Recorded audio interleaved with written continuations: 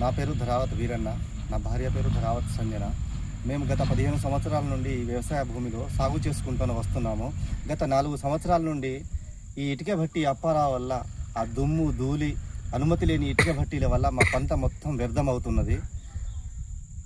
తీరు మారుతున్న కొద్దీ ఆఫీసర్ల చుట్టూ తిరగడము, ఇతనిపై కంప్లైంట్ ఇవ్వడం తప్ప మాకు న్యాయం జరగలేదు.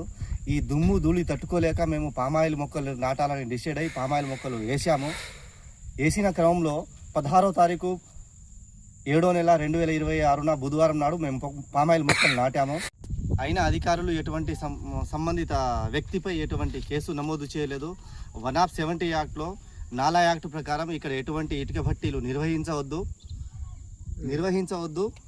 చేపట్టకూడదు. 170 యాక్ట్లో ఇతని మీద కొన్ని వందల సార్లు కంప్లైంట్ ఇచ్చినా ఇతనిపై ఎటువంటి చర్యలు తీసుకోలేదు. మా పామాయిల్ మొక్కలన్నీ నిన్న రాత్రి అనగా 23/7 సుమారు 10-10:30 సమయంలో అప్పారావు, ఈసం రమేష్, ఈసం నాగరాజు మరికొంతమంది వ్యక్తులు కలిపి సుమారు ఎకరంన్నరలో 60 మొక్కలు పీకి ఫారెస్ట్ ట్రెంచ్లో పడేయడం జరిగింది. ఇప్పటికి అసలే అరకొర వ్యవసాయం చేస్తున్నాము, దిగుబడులు రాక ఈ పంట నష్టం దారుణం. ఈ దుమ్ము ధూళి, ఇటుక బట్టి దుమ్ము ధూళితోటి మాకు చావు తప్ప వేరే గత్యంతరం లేక పామాయిల్ మొక్కను ఎంచుకున్నాము. కేవలం మమ్మల్ని మానసికంగా హింసించడానికి, మానసిక క్షోభకు గురి చేయడానికి మా పామాయిల్ మొక్కలను పీకేసి మమ్మల్ని తీవ్ర నష్టపరిచారు. దీనిపై సదరు కారేపల్లి SHO గారికి ఫిర్యాదు చేశాము.